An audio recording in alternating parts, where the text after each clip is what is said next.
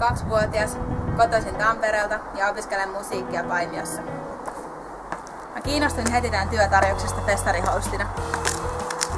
Musta sainesta tähän työhön, koska mä oon hyvä kirjoittaa, sujuva suustani ja kielitaitoakin löytyy.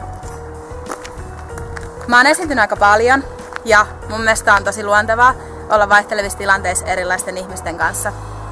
Hymy on mun valttikortti ja mä nautinkin asiakaspalvelutyöstä ja osaan ottaa asiakkaat hyvin vastaan. Mä oon myös myyntihenkinen, oon tehnyt tarjoilentöitä Tampereella ja olin tosi näppärä myymään jälkkäreitä asiakkaille pääruuan. Lisäksi mä oon reipas, rehti, vastuuntuntoinen ja oma-aloitteinen. Mä pidän kuvaamisesta ja mulla on visuaalista silmää. Mä rakastan ehdottomasti muotia ja pukeutumista. Ja mä tykkään tosi paljon laittautua itse, mutta musta olisi myös tosi upeata stylata muita ihmisiä.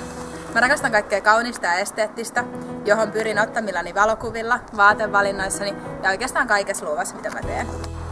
Mä oon teidän etsimä henkilö, koska mä oon mielikuvituksekas, pirtsakka, asiakaspalvelu- ja myyntihenkinen vaatefriikki.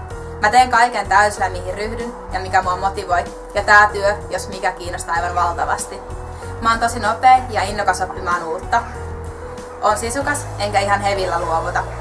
Musta on vauhtia ja virtaa, positiivista energiaa ja roimasti asennetta. Rakastan uusia haasteita ja tilaisuuksia näyttää kykyni.